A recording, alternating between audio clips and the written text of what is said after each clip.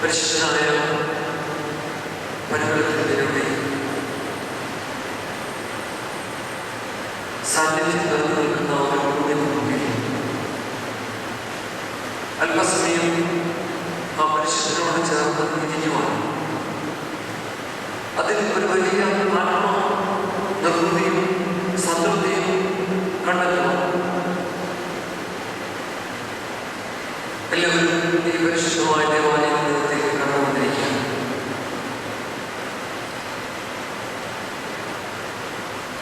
ഈ ദേവാലയത്തിൽ ധാരാളം ആളുകൾ വന്ന് കയറി പ്രാർത്ഥിച്ച് പോകുന്ന ഈ അവസരത്തിൽ നമ്മുടെ മനസ്സും ചിന്തകളും ഒരിക്കലും പതറിപ്പോകാതെ അല്പം ശ്രദ്ധയോടുകൂടി ഒരുക്കത്തോടുകൂടി മനസ്സിനെയും ചിന്തകളെയും ഈ പരിശുദ്ധമായ സന്നിധിയിൽ തന്നെ കേന്ദ്രീകരിച്ചുകൊണ്ട് ബന്ധിപ്പിച്ചുകൊണ്ട് ഇവിടെ ഇരിക്കണം. ഒരു പരിശുദ്ധന്റെ സന്നിധിയിലിരിക്കുമ്പോൾ നമ്മൾ ഓർക്കണം, വിശുദ്ധിയെ സ്നേഹിച്ച് വിശുദ്ധിയുടെ മുട്ടുകളാവുമ്പോൾ വാരിക്കുത്തി വിശുദ്ധിയുടെ വികാരത്തിലേക്ക് പറന്നു ഉയർന്ന് വിശുദ്ധന്മാരുടെയും പരിശുദ്ധ മാതാപിതാക്കളുടെയും ഗണത്തിൽ ഇന്ന് നമുക്ക് വേണ്ടി മധ്യസ്ഥത അർപ്പിക്കുന്ന ഒരു പരിശുദ്ധന്മാരുടെ അടുത്ത് വരുമ്പോൾ പരിശുദ്ധന്മാരെ കുറിച്ച് പിതാക്കന്മാർ പറയുന്നത് പരിശുദ്ധന്മാരെ നിലവിലാണ്. നമ്മൾ ദിവസവും പല പ്രാവശ്യം നമ്മുടെ മുഖം കാണുവാനായിട്ട് കണ്ണാടി പോകും, നമ്മുടെ രൂപം കാണുവാനായിട്ട് കണ്ണാടി പോകും, നമ്മളൊരു വഴിയിലേക്ക് പോകാനായിട്ട് ഇറങ്ങി വരുമ്പോൾ വീണ്ടും ഒന്നുകൂടി കണ്ണാടി മുന്നിൽ ചെന്ന് ഒന്നുകൂടി നമ്മെ കറക്റ്റ് ശ്രദ്ധിക്കും. പരിശുദ്ധന്മാരെ കുറിച്ച് പറയുന്നത് അവര് നില കണ്ണാടികളാണ്. നമ്മുടെ രൂപം നമ്മെ തന്നെ, നമ്മുടെ ചിത്രം നമ്മെ തന്നെ കാണുവാൻ കഴിയുന്നവർ നിലക്കണ്ണാണ്. അതുകൊണ്ട് ഒരു പരിശുദ്ധന്റെ സന്നിധിയിൽ നാം ഇരിക്കുമ്പോൾ നാം നമ്മെ തന്നെ കാണുവാനായിട്ട് കടന്നു വന്നിരിക്കുന്നു എന്നുള്ള വസ്തുത മനസ്സിലാക്കുക. പ്രത്യേകിച്ച് പരിശുദ്ധ കുർബാനമധ്യേ ദേവദൂതൻ ആവർത്തിച്ചതുപോലെ 10 ദിവസങ്ങൾ ഏറ്റവും പ്രാധാന്യമർഹിക്കുന്ന 10 ദിവസങ്ങളാണ്. സഭ 20 ദിവസങ്ങളെ കാത്തിരിക്കേണ്ട ദിവസങ്ങളായിട്ട് വേർതിരിച്ചിരിക്കുകയാണ്. ആദിമസഭ പ്രാപിച്ചിട്ടുണ്ടാകുന്ന പരിശുദ്ധാത്മാവിന് വേണ്ടി കാത്തിരുന്നെങ്കിൽ ഇന്ന് ഞാൻ നിങ്ങളോട് കാത്തിരിക്കുന്നത് നാം പ്രാപിച്ച പരിശുദ്ധാത്മാവിന്റെ ശക്തി ആവശ്യമാണ്. പരിശുദ്ധാത്മാവിനെ കുറിച്ച് തിരുമേനി സൂചിപ്പിച്ച ഒരു വിശേഷമുണ്ട്. പാറകളിലെത്തിയാകുന്ന ഊഹ, പാറകളിലെത്തിയാകുന്ന ഊഹ സുറിയാനി പിതാക്കന്മാർക്ക് ഏറ്റവും പ്രിയപ്പെട്ട ഒരു പദമാണ് പാറകളിലെത്തിയാകുന്ന ഊഹ. ഈ ഗ്രീക്ക് വാക്ക്, ഇത് 2 ഗ്രീക്ക് പദങ്ങൾ സംയോജിച്ച വാക്കാണ്, പേരാണ്. 2 ഗ്രീക്ക് പദങ്ങൾ എന്ന് പറയുന്നത് പാര, കലയോ. ഈ 2 പദങ്ങൾ ചേർന്നാണ് പാരകലിക്ക. പാര എന്ന് പറയുമ്പോൾ ആ ഗ്രീക്ക് വാക്കിന്റെ അർത്ഥം കൂടെ നിൽക്കുന്നവൻ, ബിസൈഡ്. എന്റെ ഇടവും എന്റെ വലവും എന്റെ മുൻപും എന്റെ പിൻപും, അങ്ങനെ എല്ലായ്പ്പോഴും എന്റെ കൂടെ, ബിസൈഡ്. കലയോ എന്ന ഗ്രീക്ക് വാക്കിന്റെ അർത്ഥം ഞാൻ വിളിക്കുമ്പോൾ എന്നോട് കൂടെ നിൽക്കുന്ന ദൈവത്തിന്റെ പരിശുദ്ധാത്മാവ്. ഇതാണ് പാറകളിക്ക. അതാണ് സുറിയാനി പിതാക്കന്മാർക്ക് ഏറ്റവും ഇഷ്ടപ്പെട്ട പദം ഞാൻ പറഞ്ഞത്. ദൈവത്തിന്റെ പരിശുദ്ധാത്മാവിനെ സുറിയാനി പിതാക്കന്മാർ ഈ ഗ്രീക്ക് ഭാഷയിൽപ്പെട്ട പാറകളിക്ക. ഞാൻ വിളിക്കുമ്പോൾ എന്നോട് കൂടി ഉള്ള ദൈവത്തിന്റെ പരിശുദ്ധാത്മാവ്. യെശയ്യാപ്രവാചകന്റെ പുസ്തകം 11-ാം അധ്യായത്തിന്റെ 1-2 വാക്യങ്ങളിൽ പ്രവാചകൻ ദൈവത്തിന്റെ ആത്മാവിനെ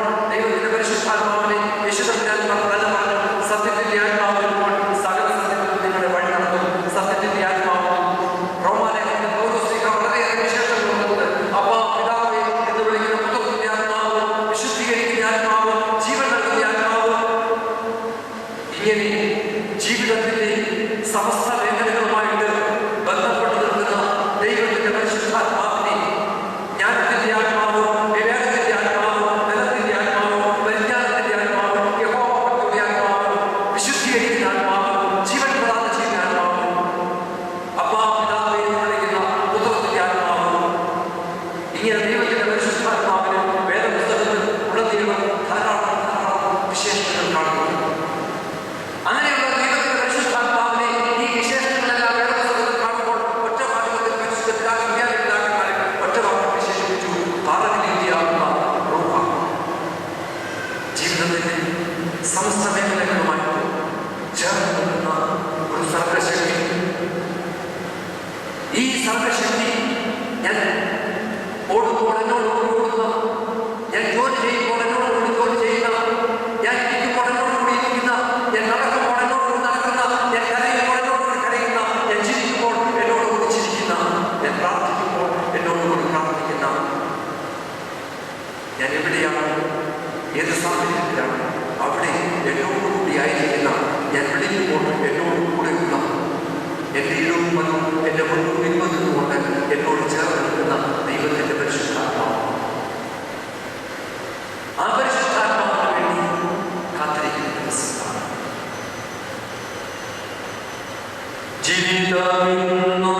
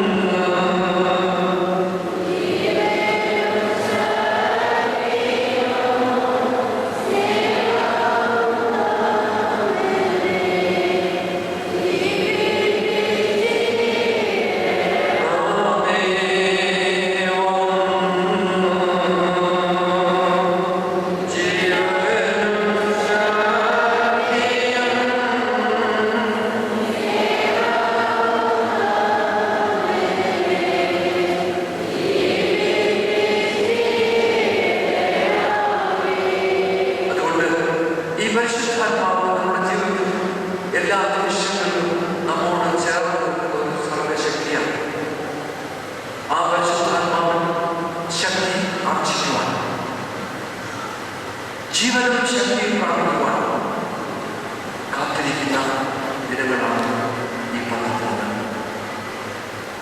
ഇതിൽ അല്പസമയം ഈ പരിശുദ്ധമായ ദേവാലയത്തിൽ പരിശുദ്ധന്റെ സന്നിധിയിൽ ആയിരിക്കുമ്പോൾ നാം നമ്മെ തന്നെ കാണുന്ന ഈ അവസരം നമ്മുടെ ജീവിതത്തിലെ നമ്മെ തന്നെ കണ്ടെത്തുന്ന ഏറ്റവും ശ്രേഷ്ഠമായ ഒരവസരം.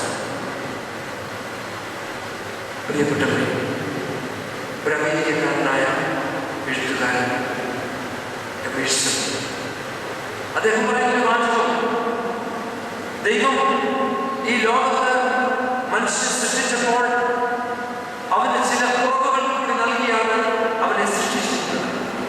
എല്ലാ മനുഷ്യരെയും ദൈവത്തിനാണ് ഈ ലോകത്ത് സൃഷ്ടിച്ചപ്പോൾ അവന് ചില കുറവുകളും ചില പോരായ്മകളും ചില ബലഹീനതകളും ചില പാപങ്ങളും ഒക്കെ നൽകിയാണ് ഈ ലോകത്തിൽ മനുഷ്യനെ ആക്കിയിരിക്കുന്നതെന്ന് അമേരിക്കൻ എഴുത്തുകാരനായ എമേഴ്സൺ എഴുതിയിരിക്കുകയാണ്.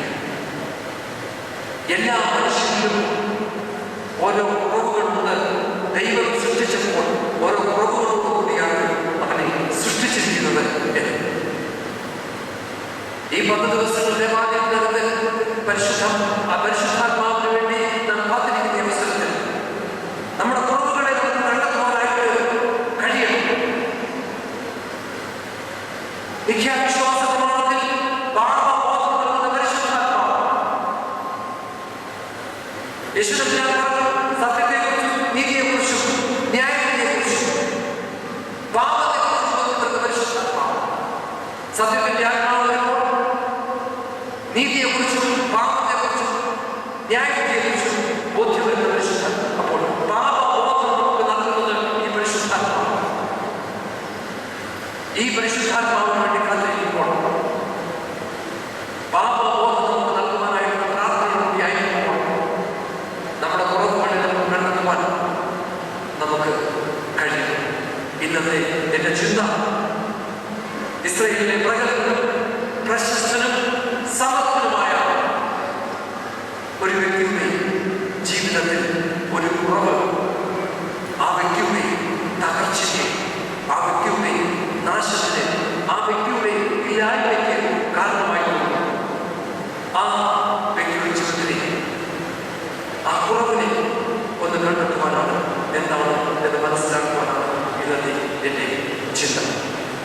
ഞാൻ അടിസ്ഥാനമായിട്ട് എടുത്തിരിക്കുന്ന വേദഭാഗം 2 രാജാക്കന്മാർ 15-ാം അധ്യായത്തിലെ 5-ാമത്തെ വാക്യം ഒന്ന് വായിക്കാം. എന്നാൽ യഹോവ ഈ രാജാവിനെ ബാധിച്ചു, അവൻ ജീവപര്യന്തം കുഷ്ഠരോഗിയായി തീർന്നു. യഹോവ ഈ രാജാവിനെ ബാധിച്ചു, അവൻ ജീവപര്യന്തം കുഷ്ഠരോഗിയായി തീർന്നു. ഇവിടെ ഏത് രാജാവാണ് ഈ രാജാവിന് കുഷ്ഠപ്പെടുവാൻ കാരണമെന്നാണ് ഇതൊക്കെ വളരെ സമഗ്രമായിട്ട് ചിന്തിക്കുവാനും വായിക്കുവാനും മനസ്സിലാക്കുവാനും കിട്ടുന്ന ഒരു അധ്യായം കൂടി പറയട്ടെ. 2 ദിനവൃത്താന്തം 26-ാം അധ്യായം. ആ അധ്യായം ഒന്നെടുത്ത് വെക്കണം. ആ അധ്യായത്തിൽ 23 വാക്യമുണ്ട്. ഈ 23 വാക്യങ്ങളിൽ ഒരു മഹാരാജാവിന്റെ ജീവചരിത്രം മുഴുവനായിട്ട് ഇതിനകത്ത് ആവിഷ്കരിച്ചിരിക്കുകയാണ്. ഇസ്രായേൽ കണ്ട വളരെ ഏറെ പ്രഗത്ഭനും പ്രശസ്തനുമായ ഒരു മഹാരാജാവ് യേശുക്രിസ്തുവിന് 780 വർഷങ്ങൾക്ക് മുമ്പ് ഇസ്രായേൽ ഭരിച്ച ഉസ്സിയാവ്, ഇസ്രായേൽ ചരിത്രത്തിലെ 11-ാമത്തെ മഹാരാജാവായ ഉസ്സിയാവ് രാജാവായ അമസ്യാവിന്റെയും യെരൂശലേംകാരനായ യെഹല്യാവിന്റെയും മകനായ ഉസ്സിയാവ്. ഈ ഉസ്സിയാവിന്റെ ജീവിതത്തെ യഹോവ ബാധിച്ചു. ഉസ്സിയാവ് ജീവപര്യന്തം കുഷ്ഠരോഗിയായിരുന്നു. ഉസ്സിയാവ് ഇസ്രായേൽ കണ്ട പ്രഗത്ഭനും പ്രശസ്തനും സമർത്ഥനും ശക്തനുമായ ഒരു മഹാരാജാവായിരുന്നു. 780 യേശുക്രിസ്തുവിന് 780 വർഷങ്ങൾക്ക് മുമ്പ് ഭരിച്ച ഈ ഉസ്സിയാവിന്റെ പേരിലായിരുന്നു യഹോവ എന്റെ ബലം, യഹോവയാണ് എന്റെ ശക്തി.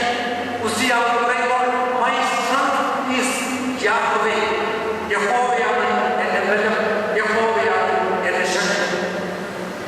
പഴയ നിയമത്തിൽ പല ഭാഗത്ത് ഈ പേര് നാം കാണുന്നത്.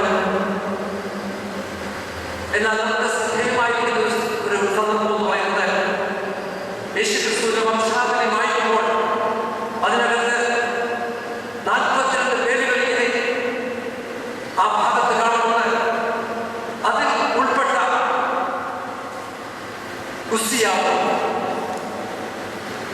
ആ ഉസ്സിയാവ് ഇസ്രായേൽ കണ്ട പ്രഗത്ഭനും പ്രശസ്തനുമായ ദാവീദ് രാജാവിനും ശലോമോനും ശേഷം വളരെ പ്രഗത്ഭനായ യഹൂദയെ ഭരിച്ച ഒരു മഹാരാജാവായ ഉസ്സിയാവ്. അദ്ദേഹത്തിന്റെ ചരിത്രം മുഴുവനായിട്ട് 2 ദിനവൃത്താന്തം 26-ാം അധ്യായത്തിൽ വളരെ ഭംഗിയായിട്ട് വിവരിക്കുന്നുണ്ട്. അവിടെ 16-ാമത്തെ വയസ്സിൽ യൗവനത്തിന്റെ ആ പടിക്കലോട്ട് കയറിയിരിക്കുന്ന അവസരത്തിൽ യുവാവായ ഉസ്സിയാവിനെ ജനം എല്ലാവരും കൂടി ചേർന്ന് കൊണ്ടുവന്ന് അമസ്യാവിന് ശേഷം അമസ്യാവിരുന്ന ആ സിംഹാസനത്തിൽ പിടിച്ചിരുത്തുകയാണ്. കേവലം 16 വയസ്സ് മാത്രമുള്ളപ്പോൾ 16-കാരനായ അമസ്യാവിനെ ജനമെല്ലാവരും കൂടി യഹൂദ ജനമെല്ലാവരും ചേർന്ന് അമസ്യാവിന് ശേഷം അമസ്യാവിന്റെ സിംഹാസനത്തിൽ രാജ്യം ഭരിക്കുവാനായിട്ട് ഉപവിഷ്ടമാക്കുകയാണ്.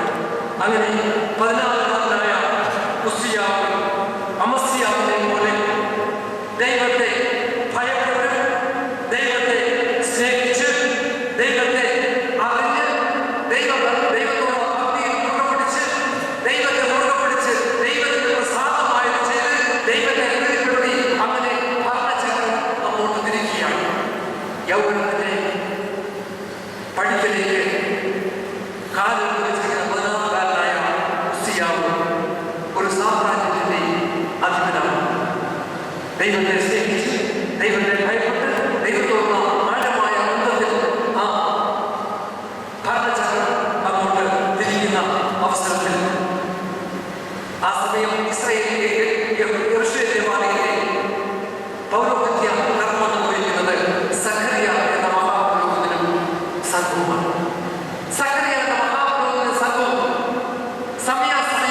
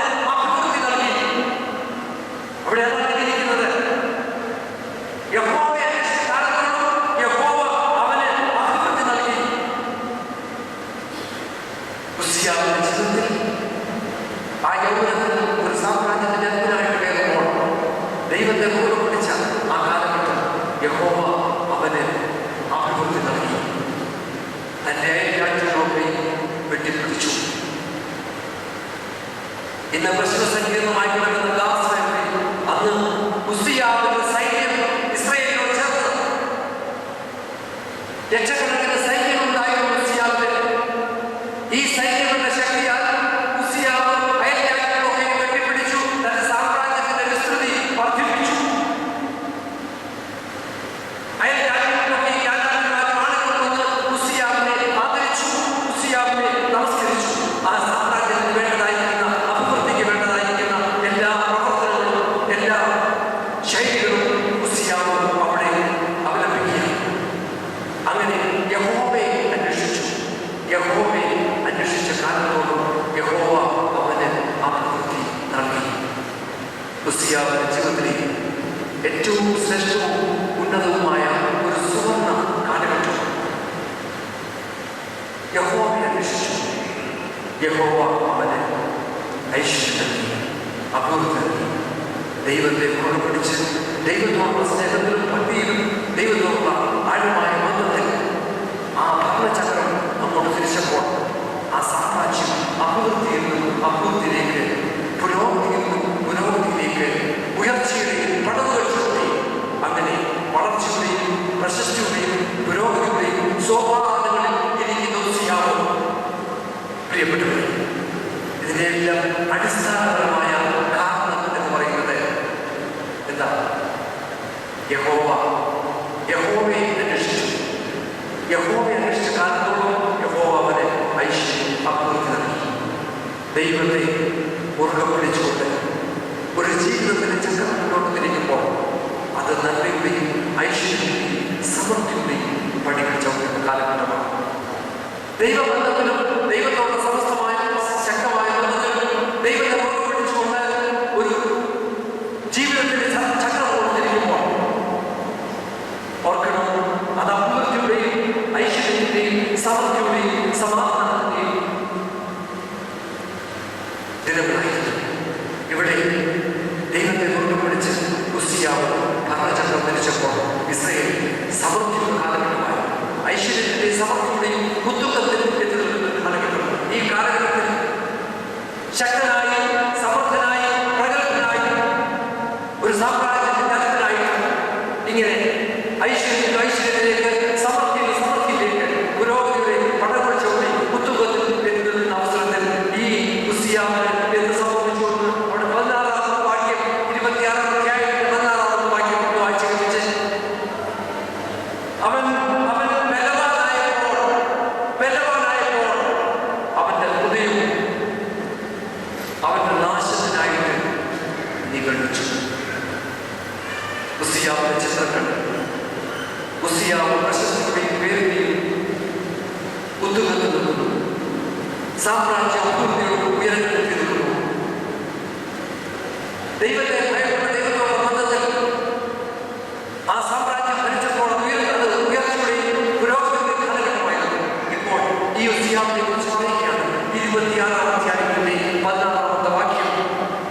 അവൻ ബലവാനായപ്പോൾ അവന്റെ ഹൃദയം അവന്റെ നാശത്തിനായിട്ട് നിഗളിച്ചു.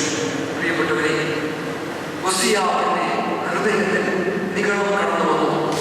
നിഗളം കടന്നു വന്നപ്പോൾ, ഉസ്സിയാവിന്റെ ഹൃദയത്തിൽ നിഗളം കടന്നു വന്നപ്പോൾ ഉസ്സിയാവ് പുരോഹിതന്മാർക്ക് മാത്രമായി ഉദാഹരിക്കപ്പെട്ടിരുന്ന സ്ഥലമായിരിക്കുന്ന അതിവിശുദ്ധ സ്ഥലത്തേക്ക് പ്രവേശിക്കുവാൻ, വിശുദ്ധീകരിക്കപ്പെട്ട അഹരോൻ പുരോഹിതന്മാർക്ക് മാത്രമായിട്ട് ചെയ്യാവുന്ന കർമ്മമാകുന്ന ധൂപകലശം എടുത്തുകൊണ്ട് അതിൽ ധൂപമിട്ട് ധൂപം അർപ്പിക്കുവാനായിട്ട് അതിവിശുദ്ധ സ്ഥലത്തേക്ക് പ്രവേശിക്കുവാൻ തയ്യാറാക്കുകയാണ്. ഉസ്സിയാവിന്റെ ഹൃദയത്തിൽ നിഗളം കടന്നു വന്നപ്പോൾ ഉസ്സിയാവ് കുറ്റം ചെയ്യുവാൻ അവരെ പ്രേരിപ്പിക്കുന്നു. ഉസ്സിയാവ് കുറ്റം ചെയ്യുക, യഹോവയോട് കുറ്റം ചെയ്യുവാൻ ഉസ്സിയാവ് തയ്യാറാക്കുന്നു.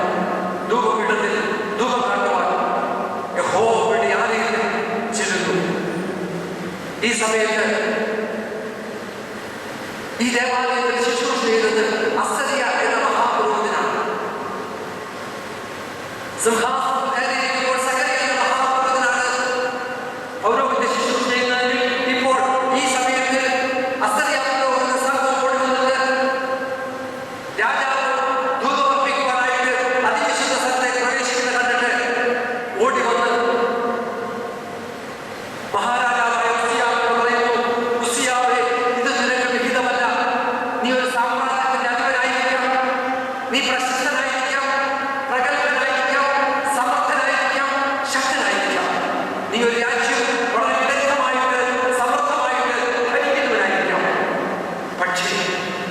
ഇത് നിനക്ക് വിഘ്നമല്ല. ഈ അതിവിശുദ്ധ സ്ഥലത്തേക്ക് പ്രവേശിക്കുവാൻ നിനക്ക് അർഹതയില്ല. അസറിയാ പുരോഹിതനും സംഘവും ഓടി വന്നിട്ട് ഉസ്സിയാവിനോട് പറയുന്നു, ഉസ്സിയാവേ, it is not for you. ഇത് നിനക്ക് വിഹിതമല്ല. നീ പ്രബലനായിരിക്കാം, ശക്തനായിരിക്കാം, സാമ്രാജ്യത്തെ ഭരിക്കുന്നവനായിരിക്കാം, പ്രശസ്തിയുടെ ഇരിക്കുന്നവനായിരിക്കാം, അധികാരത്തിന്റെ ചക്രത്തിന്റെ കയ്യിലായിരിക്കാം. പക്ഷേ it is not for you. ഇത് നിനക്ക് വിഹിതമല്ല. So go out of the sanctuary. നീ എത്രയും വേഗത്തിൽ അതിവിശുദ്ധ സ്ഥലത്ത് പുറത്തു പോകണം. ഉസ്സിയാവിന്റെ കയ്യിൽ ധൂപകലശമിരിക്കുന്നു. ധൂപമിട്ടുകൊണ്ട് ഉസ്സിയാവ് ധൂപമായിട്ട് വിശുദ്ധ അതിവിശുദ്ധ സ്ഥലത്തിന്റെ പടികളോട് ചവിട്ടുമ്പോൾ അസറിയാവ് സംഘവും വന്നിട്ട് ഉസ്സിയാവ് പറയും, ഇത് നിനക്ക് വിഹിതമല്ല. പെട്ടെന്ന് ഉസ്സിയാവ് കോപിക്കുകയാണ്. ഉസ്സിയാവ് കോപിക്കുവാൻ കാരണമുണ്ട്. ഉസ്സിയാവ് സാമ്രാജ്യത്തിന്റെ അധിപനാണ്. ആ ദേവാലയം ഉസ്സിയാവിന്റെ അധീനതയിലാണ്. ആ ദേവാലയത്തിൽ ശുശ്രൂഷ ചെയ്യുന്ന പൗരോഹിത്യ കർമ്മം നിർവഹിക്കുന്ന ഈ പുരോഹിതന്മാരെല്ലാവരും ഉസ്സിയാവിന്റെ ഖജനാവിനെ ശമ്പളപ്പെടുത്തുന്നവരാണ്. ഈ ശമ്പളം പറ്റുന്ന തന്റെ അധീനതയിൽപ്പെട്ട, തന്റെ അധികാരത്തിൽപ്പെട്ട ഒരു സാമ്രാജ്യത്തിന്റെ അധിപനായതുകൊണ്ട് പോകുവാനായിട്ട് അസറിയാ പുരോഹിതൻ പറഞ്ഞപ്പോൾ ഉസ്സിയാവ് കോപം കൊണ്ട് ജ്വലിച്ചു. കോപം കൊണ്ട് ജ്വലിച്ച് നിൽക്കുന്ന ഉസ്സിയാവ് എത്രയും വേഗത്തിൽ ഈ അതിവിശ്വസിൽ നിന്ന് പുറത്തു പോകുമെന്ന് പറഞ്ഞപ്പോൾ ഉസ്സിയാവിന്റെ മുഖം കോപം കൊണ്ട് ജ്വലിച്ചു. കോപം കൊണ്ട് ജ്വലിച്ച് നിൽക്കുന്ന ഉസ്സിയാവിന്റെ മുഖത്തേക്ക് ഈ പുരോഹിതന്മാർ നോക്കിയപ്പോൾ ഉസ്സിയാവിന്റെ നെഞ്ചിൽ കുഷ്ഠം പൊങ്ങി. ഉസ്സിയാവിനോട് പറഞ്ഞു, നീ ലംഘനമാണ് ചെയ്യുന്നത്.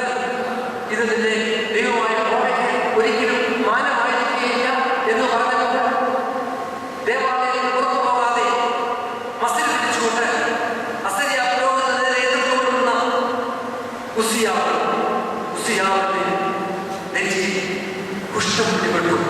ഉസ്സിയാവിന്റെ നെഞ്ചിൽ കുഷ്ഠം പിടിപെട്ടു എന്ന് കണ്ടപ്പോൾ പെട്ടെന്ന് ഉസ്സിയാവ് ധൂപകലശമിട്ടിട്ട് പുറത്തേക്ക് ഓടുകയാണ്.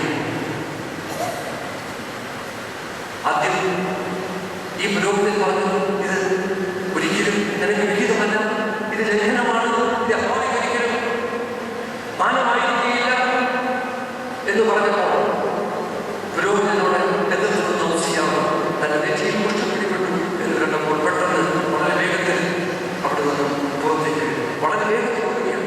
വേദപുസ്തകത്തിൽ പറയുന്നത് അവൻ വളരെ വേഗം പുറത്തേക്ക് പോയി. നിമിഷം പുറത്തേക്ക് ഓടുകയാണ്. പ്രിയപ്പെട്ടവരെ, യഹോവ അവനെ ബാധിച്ചു. ജീവപര്യന്തം കുഷ്ഠരോഗിയായി ഒരു പ്രത്യേക ശാലയിൽ വസിച്ചു. അങ്ങനെ ഉസ്സിയാവ് ജീവപര്യന്തം കുഷ്ഠരോഗിയായിട്ട് യഹോവയുടെ ആലയത്തിൽ നിന്നും ഭ്രഷ്ടമാക്കപ്പെട്ട് എല്ലാ അധികാരങ്ങളും എല്ലാ പദവിയും എല്ലാം നഷ്ടപ്പെട്ടവനായിട്ട് പുറത്തേക്ക് പോവുകയാണ്. ഉസ്സിയാവിന് ശേഷം തന്റെ മകനായ യോഥാം രാജാവായി. ഉസ്സിയാവ് മരിക്കുമ്പോൾ വേദപുസ്തകത്തിൽ എടുത്തു പറയുന്നത് ആ ഭാഗത്ത് ഉസ്സിയാവ് നിദ്ര പ്രാപിച്ചു. കുഷ്ഠരോഗിയായ ഉസ്സിയാവിനെ അടക്കം ചെയ്യുമ്പോൾ അവൻ കുഷ്ഠരോഗി എന്ന് പറഞ്ഞുകൊണ്ടാണ് രാജാക്കന്മാരുടെ ശ്മശാനഭൂമിയിൽ ഉസ്സിയാവിനെ അടക്കം ചെയ്തു. പ്രിയപ്പെട്ടവരെ, ഒരു സാമ്രാജ്യത്തിന്റെ അധിപൻ മഹാപ്രൗഢിയിലും മഹാപദവിയിലും രാജകീയമായ സിംഹാസനത്തിലും ഇരുന്ന ഒരു മഹാരാജാവിന്റെ അന്ത്യമാണ്. ഇസ്രായേലിന്റെ ചരിത്രത്തിൽ 53 വർഷക്കാലഘട്ടം ഇസ്രായേലിനെ ഭരിച്ച മറ്റൊരു രാജാവ് ഉണ്ടായിട്ടില്ല. 53 വർഷക്കാലഘട്ടം ഒരു സാമ്രാജ്യത്തെ ഭരിച്ച മറ്റൊരു രാജാവ് ഉണ്ടായിരുന്നില്ല. 16 വയസ്സ് സിംഹാസനത്തിൽ കയറിയിരുന്നു. 53 വർഷം ഒരു സാമ്രാജ്യത്തെ ഭരിച്ചു. ആ ജീവിതത്തിന്റെ അവസാനം എന്ന് പറയുന്നത് രാജാക്കന്മാരുടെ ശ്മശാനഭൂമിയിൽ കുഷ്ഠരോഗിയായിരുന്ന ഉസ്സിയാവിനെ അടക്കം ചെയ്യുമ്പോൾ അവൻ കുഷ്ഠരോഗി എന്ന് പറഞ്ഞുകൊണ്ടാണ് ആ ശ്മശാനഭൂമിയിൽ അടക്കുന്നത്. പ്രിയപ്പെട്ടവരെ, ഈ ദേവാലയത്തിൽ വളരെ വേഗത്തിൽ പുറത്തേക്ക് ഓടുന്ന ഉസിയാവിന്റെ ബാക്കി ചിത്രം എന്തായിരുന്നു എന്ന് നമുക്ക് ലേവ്യാപുസ്തകത്തിലെ യഹോവയുടെ നിയമമുണ്ട്.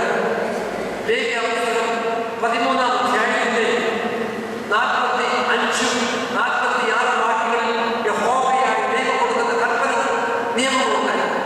ഒരു കുഷ്ഠരോഗിയെ സംബന്ധിച്ചുള്ള പ്രമാണങ്ങൾ, ഒരു കുഷ്ഠരോഗി എങ്ങനെയായിരിക്കണം, അതിനെക്കുറിച്ച് പറയുന്നുണ്ട്. ലേവ്യാപുസ്തകം 13-ാം അധ്യായത്തിന്റെ 45-ഉം 46 വാക്യങ്ങളിൽ അവന്റെ വസ്ത്രം കീറിക്കളയണം. ഇവിടെ ഉസിയാവ് ധരിച്ചിരിക്കുന്ന വസ്ത്രം ഏതാ? രാജകീയമായ വസ്ത്രം. അവന്റെ വസ്ത്രം കീറിക്കളയണം. അവന്റെ തല കൂടാതെ ഇരിക്കണം. തല കൂടാതെ ഇരിക്കണം എന്ന് പറയുമ്പോൾ സാധാരണഗതിയിൽ സ്ത്രീകളാണ് തലയിൽ ശിരോവസ്ത്രം അണിയുന്നത്. പുരുഷന്മാർ ശിരോവസ്ത്രം അണിയാറില്ല. പുരുഷന്റെ തല കൂടാതെ ഇരിക്കണം എന്ന് പറയുമ്പോൾ അവന്റെ തലമുടി മുഴുവനും ഛേദം ചെയ്യണം. തലമുടി മുഴുവൻ ഛേദം ചെയ്തു. അവന്റെ വസ്ത്രം കീറിക്കളയും.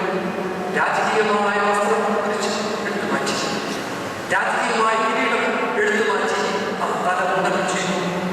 അവന്റെ അധരങ്ങളെ മൂടിക്കൊണ്ട് അനേകർക്ക് ഭ്രഷ്ട് കൽപ്പിച്ചവൻ, അനേകം വിളംബരം, ഒരു സാമ്രാജ്യത്തിന്റെ സിംഹാസനത്തിൽ ഇരുന്നു കൊണ്ട് വിളംബരം മുഴക്കിയവൻ ഇപ്പോൾ സ്വന്തം അധരങ്ങളെ മൂടിക്കൊണ്ട് ഉറച്ചു വിളിച്ചു പറയുകയാണ്, അശുദ്ധൻ, അശുദ്ധൻ, അശുദ്ധൻ.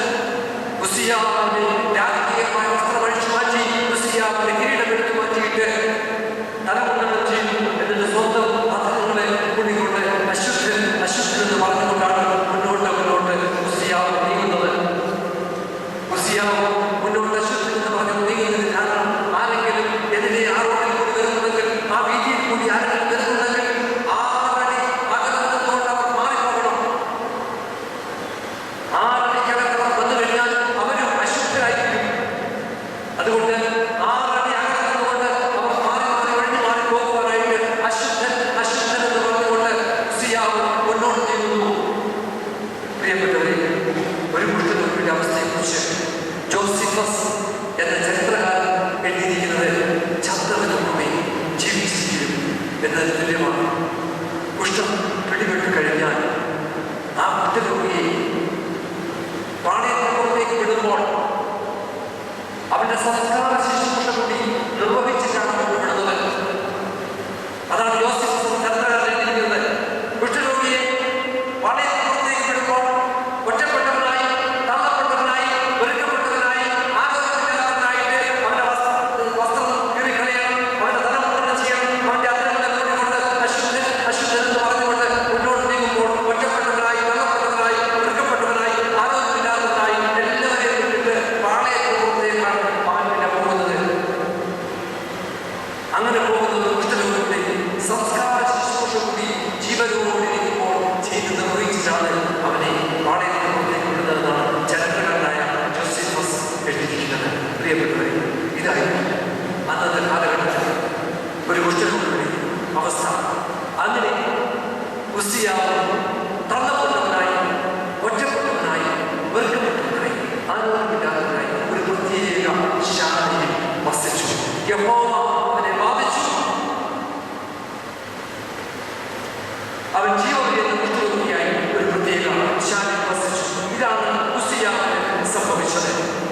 പ്രിയപ്പെട്ടവരെ, ഒരു മഹാരാജാവിന്റെ അന്ത്യം, ഒരു മഹാരാജാവിന്റെ ജീവിതത്തിന്റെ അവസാന നിമിഷങ്ങൾ. 53 വർഷം ഒരു സാമ്രാജ്യത്തെ ഭരിച്ച സമർത്ഥനും ശക്തനും പ്രബലനുമായ പ്രശസ്തി കൊടുത്തുകൊണ്ട് കരുതിയ ഒരു മഹാരാജാവിന്റെ അന്ത്യമാണ് നമ്മൾ ഇവിടെ കണ്ടത്. ഉസിയാവിനെ ബാധിച്ച തിന്മ. ഈ ലോകത്ത് ദൈവം തമ്പുരാനെ സൃഷ്ടിച്ചപ്പോൾ ഓരോ കുറവുകളിൽ തന്നെയാണ് ഓരോരുത്തരെയും സൃഷ്ടിച്ചിരിക്കുന്നത്. ഓരോ കുറവുകളില്ലാത്ത ജ്ഞാനമില്ല. ഒരു ലോകം മതി ഒരവനക്ക്, ഒരു പാപം മതി ഒരു വ്യക്തി നശിക്കും. ഇവിടെ ഉസിയാവിന്റെ നിഗളം, ഉസിയാവിന്റെ തകർച്ച, ഉസിയാവിന്റെ നിഗളം, ഉസിയാവിന്റെ നാശത്തിന് ഉസിയാവിനെ അടക്കം ചെയ്യുമ്പോൾ അവിടെ വിളിച്ചു പറയുന്നത് ഇവൻ പുസ്തകം എഴുതി. സഭാപ്രസംഗ പുസ്തകം 6-ാം അധ്യായത്തിന്റെ 3-ാമത്തെ വാക്യം ഇത് വായിക്കാം. ഒരു മനുഷ്യൻ 100 മക്കൾക്ക് ജന്മം നൽകിയാൽ ഏറിയ സംവത്സരം ജീവിച്ച് ദീർഘായുസ്സോടിരുന്നാലും അവൻ നന്മയെ കുറിച്ച് തൃപ്തനാകാതെ ഒരു ശവസംസ്കാരം പാലിക്കാതെ പോയാൽ, ഗർഭം അലസി പോയാൽ വീണ്ടും അവനേക്കാൾ നന്ന് എന്ന് ഞാൻ പറയുന്നു.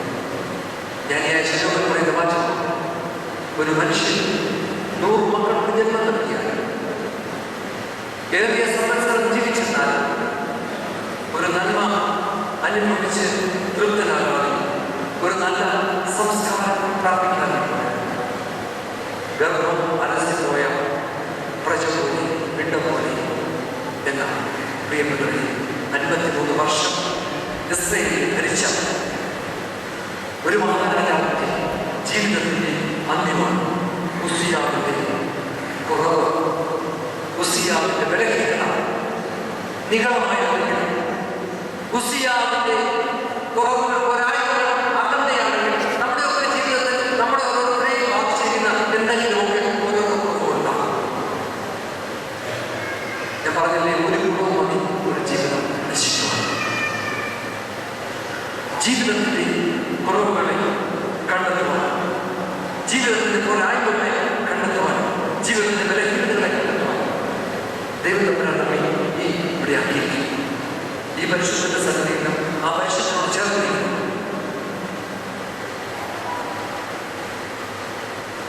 ഒരു കുറവ് ഒരു ജീവിതത്തിൽ തകർച്ചിക്കും.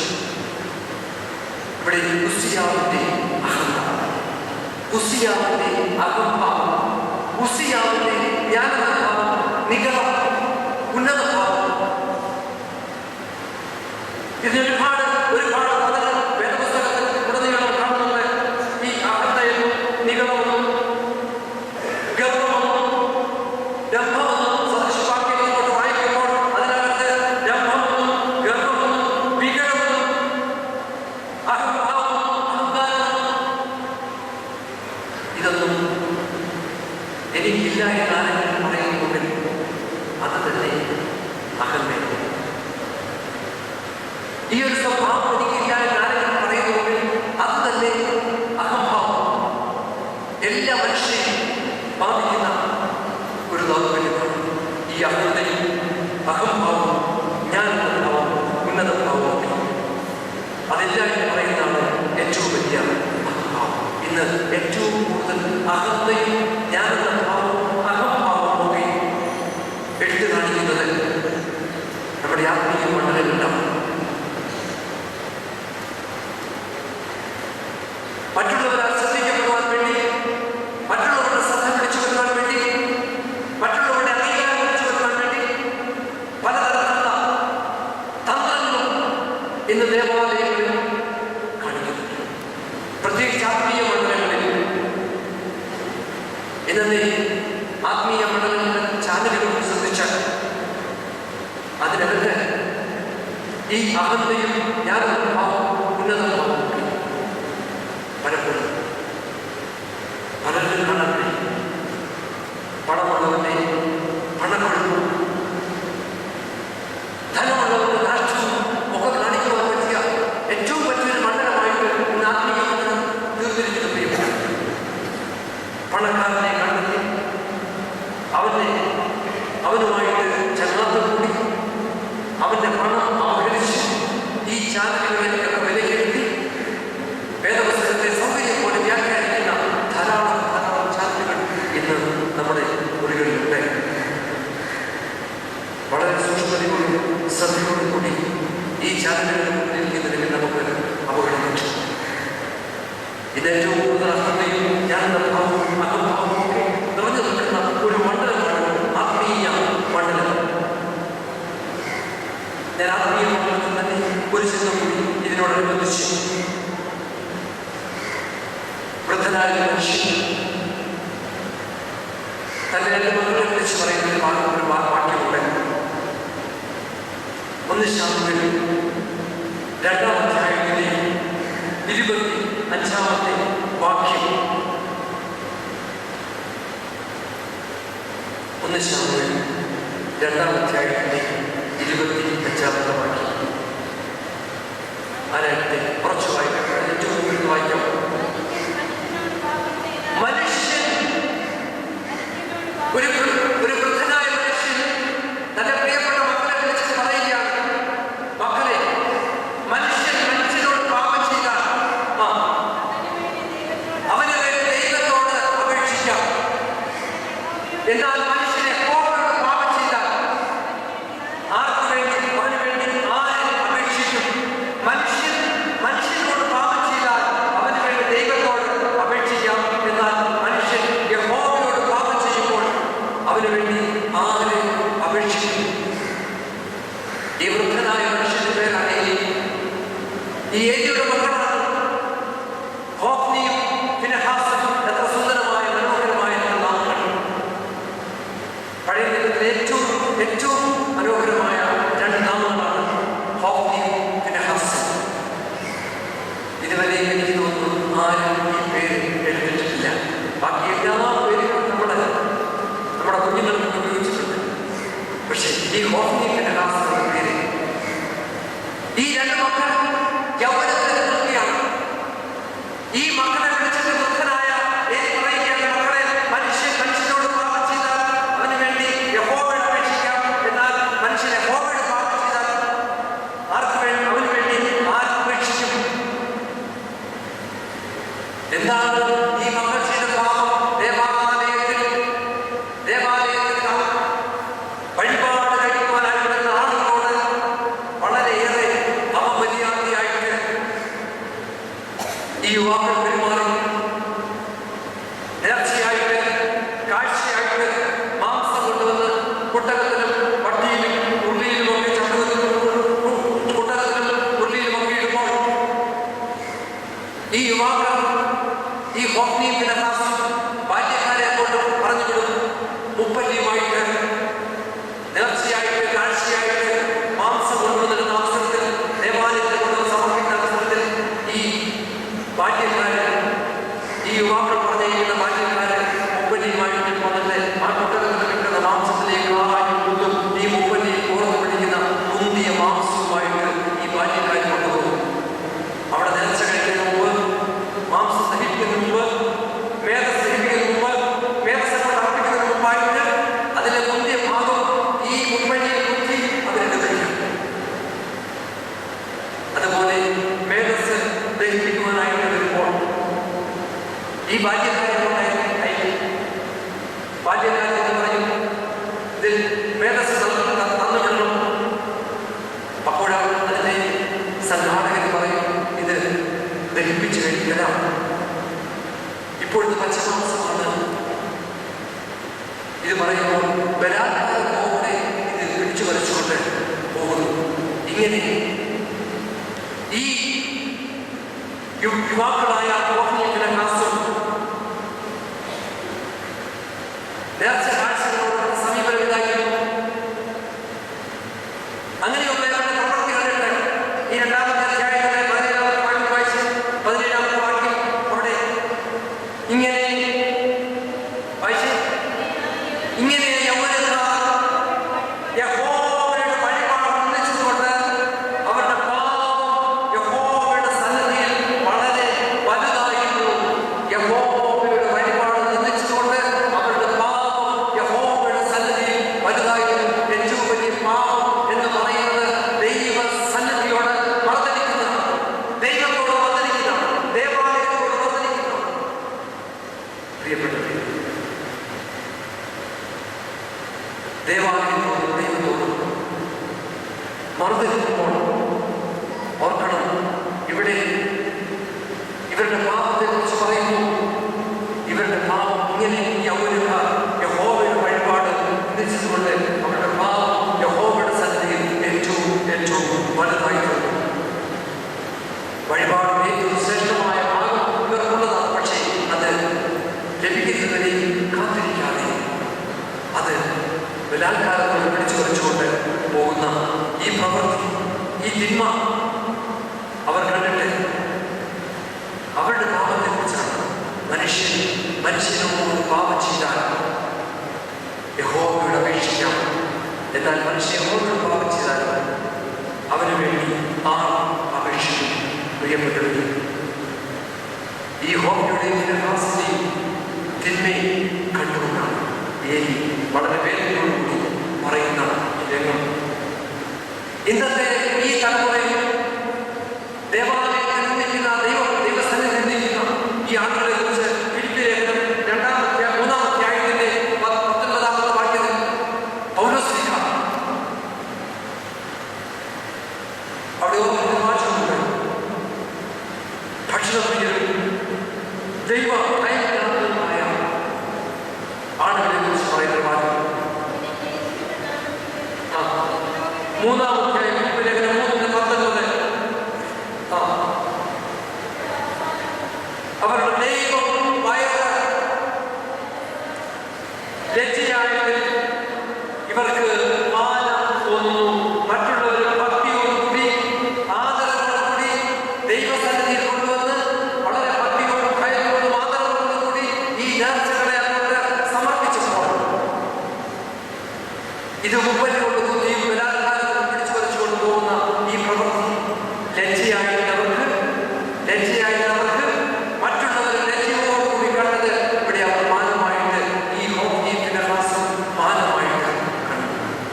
അതിൽ തിന്മയിൽ അതിൽ നന്മ കാണുന്ന ആളുകൾ ലജ്ജയായിട്ട് അവർക്ക് മാനം തോന്നുന്നു.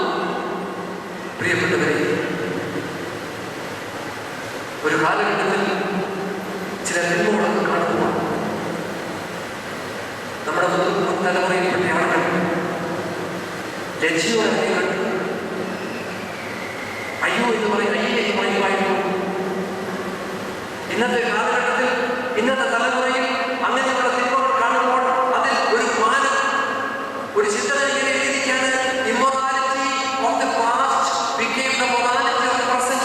ഒരു കാലഘട്ടത്തിൽ അധാർമികമായിട്ട് കണ്ടിരുന്നതിന് ഇന്ന് ധാർമ്മികമായിട്ട് കാണും. യെശയ്യാപ്രവാചകന്റെ പുസ്തകത്തിൽ 5-ാം അധ്യായത്തിന്റെ 20-ാമത്തെ വാക്യം ഈ വാചകം, ഈ ആശയം വളരെ വ്യക്തമായിട്ട് പറയുന്നുണ്ട്. യെശയ്യാപ്രവാചകന്റെ പുസ്തകം 5:20 നന്മയ്ക്ക് തിന്മയെന്നും എന്തുവാ നന്മയ്ക്ക് തിന്മയെന്നും തിന്മയ്ക്ക് നന്മയെന്നും പേര് പറയുന്നു. ഇരുട്ടിലെ വെളിച്ചവും വെളിച്ചത്തെ ഇരുട്ടുമാക്കുന്നു. കയ്പിനെ മധുരവും മധുരത്തെ കയ്പുമാക്കുന്ന കയ്യോ കഷ്ടം. പ്രിയപ്പെട്ടവരെ, ഇന്നത്തെ പ്രശ്നം ഇതാണ്. പൗലോസ് എഴുതിയിരിക്കുകയാണ്,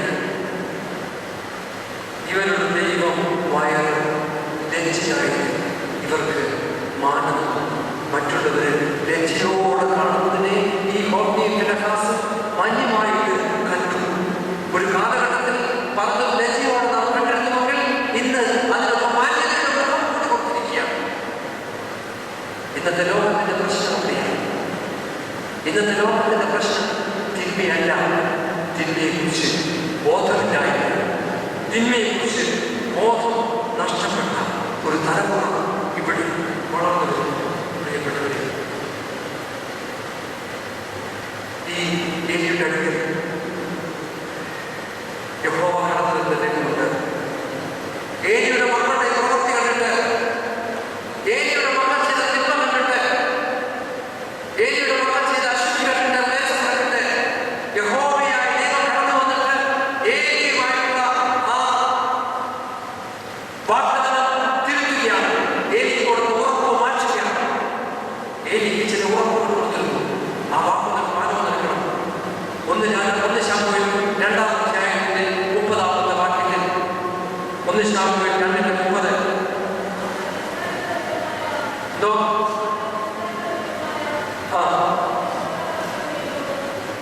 ഇത് എല്ലാം എന്നും ഇവിടെ യഹോവയായ ദൈവം പറയുകയാണ്, എന്റെ മാന്യത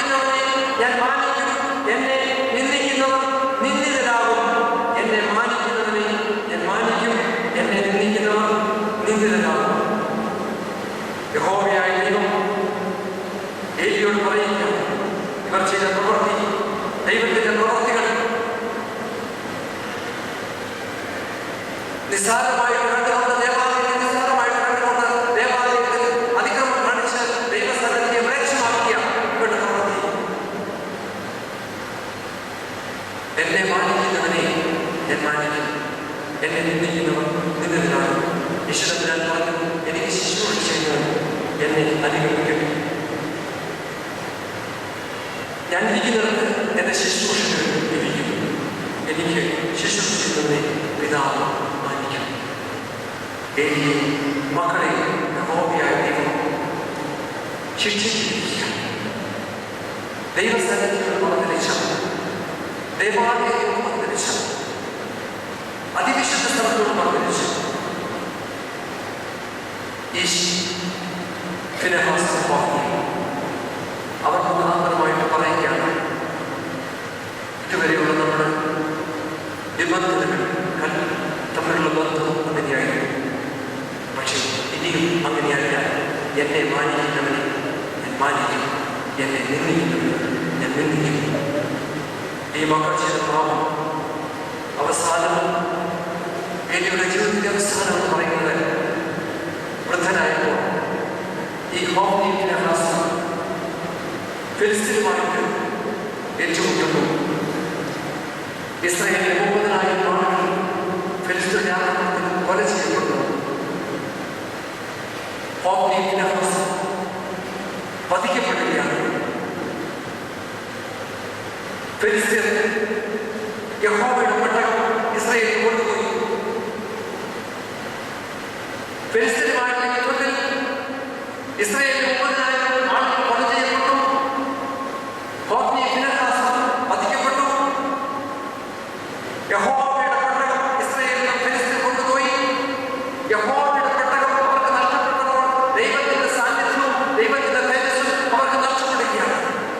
ഈ വിവരം വന്ന് വൃദ്ധനായ ഏലിയോട് ഒരാൾ വന്ന് അറിയിക്കുന്നു. ഈ വാർത്ത കേൾക്കുവാനായിട്ട് ഏലി കാത്തിരിക്കുന്നു. ഏലി ഈ വാർത്ത കൊണ്ട് കേൾക്കുമ്പോൾ ഇരയ്ക്ക് നെയ്യപ്പെടുത്തുന്നതും ഈ പെട്ടകം ഫിലിസ്തീൻ പിടിച്ചെടുക്കുന്നതും 30,000 ആളുകൾ കൊലയപ്പെടുന്നതും ഹോഫ്നി ഫിനെഹാസ് വധിക്കപ്പെട്ടതും ഒക്കെ ഈ വാർത്തയെ കൊണ്ട് കേട്ടപ്പോൾ ഏലി ഇരിക്കുന്ന ഇരിപ്പിൽ പുറകോട്ട് മറിഞ്ഞ് മരിക്കുകയാണ്. കഴുത്തൊഴി മരിക്കുകയാണ്. പ്രിയപ്പെട്ടവരെ, അങ്ങനെ വൃദ്ധനായ ഏലിയുടെ അന്ത്യം 40 വർഷം ഒരു സാമ്രാജ്യ സേനയെ ന്യായപാലനം ചെയ്ത ആ കുടുംബത്തിൽ നാമാവിശേഷമാകുന്ന ചരിത്രമാണ്. ഹോഫ്നിയുടെ ഭാര്യ കുണ്ടഗർഭിണിയ, തന്റെ ഭർത്താവ് മരിച്ചു. തന്റെ ഭർത്താവിന്റെ പിതാവ് ഏലി കഴുത്തൊഴി മരിക്കുന്നതും ഇതെല്ലാം കണ്ടുകൊണ്ട് അവൾ വളരെ വേദനയോടെ ഒരു മകനെ പ്രസവിച്ചു. ആ മകനെ കൊടുക്കുന്ന പേര് ഇക്കാമ. ദൈവത്തിന്റെ തേജസ് നഷ്ടപ്പെട്ടു എന്നാണ് ആ പേരിന്റെ അർത്ഥം. തേജസ് നഷ്ടപ്പെട്ടു, ഇക്കാമ. അങ്ങനെ ആ മകനെ പ്രസവിച്ചവർ ആ പേര് പറഞ്ഞു. ആ പേര് കൊണ്ട് അവൾ മരിക്കുകയാണ്. ഒരു കുടുംബത്തിന്റെ 40 വർഷം ഇസ്രായേലിനെ ഭരിച്ച ഒരു കുടുംബത്തിന്റെ നാമാവിശേഷമായ ചരിത്രമാണ്. ദൈവത്തോടും ദേവാലയത്തോടും അതിവിശുദ്ധ സ്ഥലത്തോടും മഹാപാതകം ചെയ്ത ഏലിയുടെ അന്ത്യം, ഏലിയുടെ തലമുറയുടെ അന്ത്യം, ഉസ്സിയാവിന്റെ നിഗളം. യഹോവയായ ദൈവം ഏലിയോട് പറയുന്നു, എന്നെ മാനിക്കുന്നവനെ ഞാൻ മാനിക്കും, എന്നെ നിന്ദിക്കുക നിന്നിരുന്നാണ്.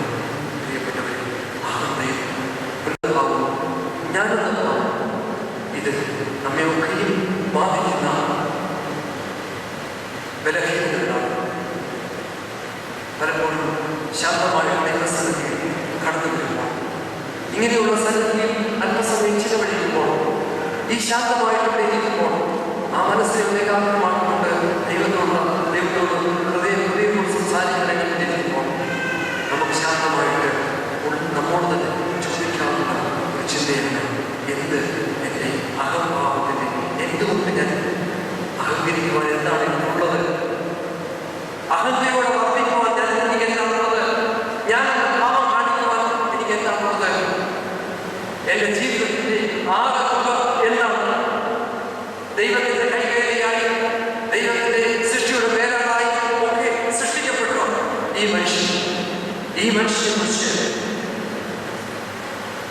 പ്രവാചകനായിരുന്നു.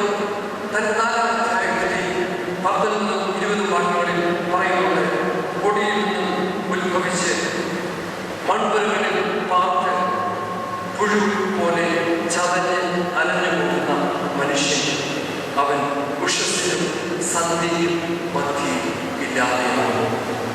പൊടിയിൽ നിന്നും ഉത്ഭവിച്ച് മൺപുരകളിൽ പാർത്ത് പുഴു പോലെ ചതഞ്ഞലഞ്ഞു പോകുന്ന മനുഷ്യൻ, അവൻ ഉഷസ്സിലും സന്ധിയും മധ്യേ ഇല്ലാതെ ആകുന്നു. പ്രിയപ്പെട്ടവരെ, നാം പലപ്പോഴും പണ്ടേ കാണുമ്പോൾ ഒരു ഗുഡ് മോർണിംഗ് പറയാറുണ്ടാകും, വൈകിട്ട് പണ്ടേ കാണുമ്പോൾ ഒരു ഗുഡ് ഈവനിങ് പറയാറുണ്ടാകും, ഉറങ്ങാൻ പോകുമ്പോൾ ഒരു ഗുഡ് നൈറ്റ് പറയാറുണ്ടാകും. ഇവിടെ സങ്കല്പ കാരണം തന്നെയാണ്, ഉഷസ്സിലും സന്ധിക്കും മധ്യേ അവ ഇല്ലാതെയാവുന്നു. ഉഷസ്സിലും സന്ധിക്കും മധ്യേ അവ ഇല്ലാതെയാവുന്നു.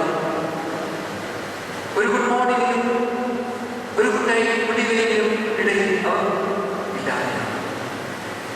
പൊടിയിൽ നിന്ന് ഉത്ഭവിച്ച് മൺപുരകളിൽ പാർത്ത് പുഴു പോലെ ചതഞ്ഞ് അലഞ്ഞു പോകുന്ന മനുഷ്യൻ, യോബ് പറയുന്നത്, യോബ് വിശേഷിപ്പിക്കുന്നത് മർത്യനാണ്. മർത്യൻ തന്റെ 7-ാമത്തെ നിലയിൽ മർത്യനെന്നാണ് മനുഷ്യനെ വിളിച്ചത്. മർത്യൻ എന്ന് പറഞ്ഞാൽ ക്ഷണികൻ, നശ്വരൻ, നശ്വരൻ, ക്ഷണികൻ. പ്രിയപ്പെട്ടത്, ക്ഷണപൂർവമായ ഈ ആയുസ് എന്താണ് എനിക്ക് നിങ്ങൾക്കും ഈ ലോകത്തിൽ അഹങ്കരിക്കുവാനും അഹന്തികൾ വർദ്ധിക്കുവാനും ജ്ഞാനഭാവം നൽകുവാനും ഒക്കെ ഉള്ളത്? സങ്കീർത്തനക്കാരൻ പറഞ്ഞത്, യഹോവേ, എന്റെ അവസാനം എന്നെ അറിയിക്കണമേ. ഇതാ 4 ദിനങ്ങൾ നീളമാക്കിയിരിക്കുന്നു. എന്റെ ആയുസ് എതിരില്ലാതെ ഇരിക്കുന്നു. ഏത് മനുഷ്യനും ഉറച്ചു നിന്നാൽ ഒരു ശ്വാസമാണ്. ഏത് മനുഷ്യനും ഉറച്ചു നിന്നാൽ ഒരു ശ്വാസമാണ്. ഇതാണ് മനുഷ്യന്റെ തന്നെ ഒന്നുമില്ലായ്മയുടെ വിചിത്രമായ ചിത്രമാണ് ഞാൻ നിങ്ങളും. ഞാൻ പണ്ട് മനോരമയിൽ കണ്ടിട്ട് സൂക്ഷിച്ച ഒരു ഭാഗമായിട്ട് മലയാള മനോരമ ഒരു പേടി വന്ന അതിന് തലക്കെട്ടിയാണ്, ഓടി മാറി 140 ബസ് അയ്യങ്കാർ ദാനത്തിന്റെ ചവിട്ടുപടി. ഓടി മാറി 140 ബസ് അയ്യങ്കാർ ദാനത്തിന്റെ ചവിട്ടുപടിയിൽ. കർണാടകത്തിൽ ഒരു കോടീശ്വരന്റെ ചരിത്രമാണ്. കോടീശ്വരനായിട്ട് ജീവിച്ച മനുഷ്യൻ 140 ബസ്സുകൾ, രാജരാജേശ്വരി എന്ന 140 ബസ്സുകൾ അദ്ദേഹത്തിന് സ്വന്തമായിട്ടുണ്ടായിരുന്നു. അദ്ദേഹം 100 ഏക്കർ വസ്തു ഉണ്ടായിരുന്നു. അദ്ദേഹം ആ പ്രദേശത്ത് ഒരു സ്കൂൾ ആരംഭിക്കുവാനായിട്ട് അതിൽ കുറച്ച് വസ്തു വിട്ടുകൊടുത്തു, ദാനം കൊടുത്തു. 140 ബസ്, 100 ഏക്കർ വസ്തു കോടീശ്വരനായ മനുഷ്യൻ ആ പ്രദേശത്ത് സ്വന്തം വസ്തു ഒരു സ്കൂൾ ആരംഭിക്കുവാനായിട്ട് ദാനം ചെയ്തു. ഈ 140 ബസ് പതുക്കെ നഷ്ടപ്പെട്ടു. അദ്ദേഹത്തിന്റെ വർഷങ്ങൾ വിറ്റു, ജോലിക്കാർക്കെല്ലാം വീതിച്ചു കൊടുത്തു. അവസാനം വൃദ്ധനായി, എല്ലാ വസ്തുവും നഷ്ടപ്പെട്ടു. സ്വന്തം സഹോദരന്റെ തണലിൽ ഇങ്ങനെ വസിക്കുന്നു. ഉടുതുണിക്ക് പങ്കുറി വാങ്ങുവാൻ ആസ്തിയില്ലാത്ത അവസ്ഥയിൽ എത്തി നിൽക്കുന്ന ഈ മനുഷ്യൻ സഹോദരന്റെ തണലിലാണ് വസിക്കുന്നത്, താമസിക്കുന്നത്, ജീവിക്കുന്നത്. അദ്ദേഹത്തിന്റെ അവസാന കാലഘട്ടത്തിൽ താൻ ദാനം ചെയ്ത വസ്തുവിൽ സ്ഥാപിച്ച സ്കൂള് അത് വളർന്ന് ഹയർ സെക്കൻഡറി ലെവലിലെത്തി. ആ സ്കൂളിൽ ഒരു ദിവസം ഒരു പൊതുസമ്മേളനം നടന്നു. ആ പൊതുസമ്മേളനത്തിൽ ചില ആളുകൾക്ക്, ആ പ്രദേശത്തെ ചില ആളുകൾക്ക് ദാനം കൊടുക്കുവാനായിട്ട്, ചാരിറ്റിയുടെ ഭാഗമായിട്ട് സഹായം ചെയ്യുവാനായിട്ട് ആ സ്കൂളിന്റെ അധികൃതർ തീരുമാനിച്ചു. അതിൽ ഒരു സഹായം കൊടുക്കുവാനായിട്ട് അധികൃതർ തീരുമാനിച്ചത് ഈ അയ്യങ്കാരനാണ്. ആ അയ്യങ്കാരൻ ഈ സ്കൂളിന്റെ പടി ചവിട്ടുന്ന ഫോട്ടോയാണ് മനോരമ പ്രസിദ്ധീകരിച്ചത്. പ്രിയപ്പെട്ടവരെ, ഒരു സമയത്ത് 140 ബസ്, 100 ഏക്കർ വസ്തു, കോടീശ്വരനുമായ ഈ മനുഷ്യൻ ഇന്ന് താൻ ദാനം ചെയ്ത ആ വസ്തുവിൽ ആരംഭിച്ച സ്കൂളിൽ അവിടെ നടക്കുന്ന പൊതുസമ്മേളനത്തിൽ വെച്ച് അവിടെ സഹായം കൊടുക്കുന്ന കൂട്ടത്തിൽ ആ സഹായം വാങ്ങുവാനായിട്ട് കാര്യം പോകുന്ന രംഗമാണ് മനോരമ പ്രസിദ്ധീകരിച്ചത്. ഏത് മനുഷ്യനും ഉറച്ചു നിന്നാൽ ഒരു ശ്വാസമൊക്കെ ഒന്നുമില്ലായ്മ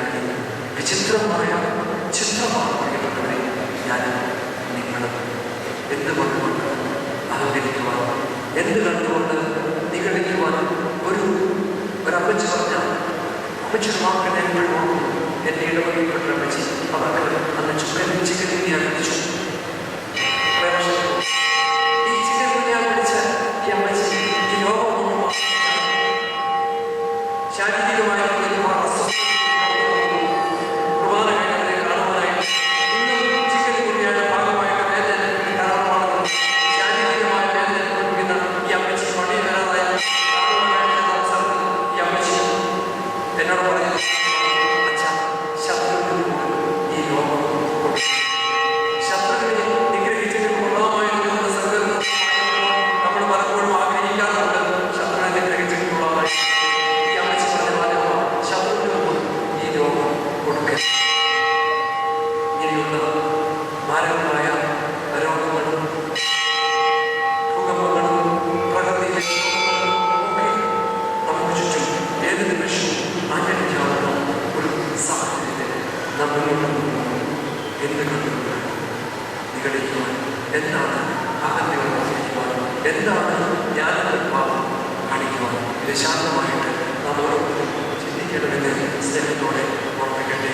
എൻ്റെ ഈ ചിന്തകൾക്ക് വിരമിക്കുന്നു. കർത്താവ്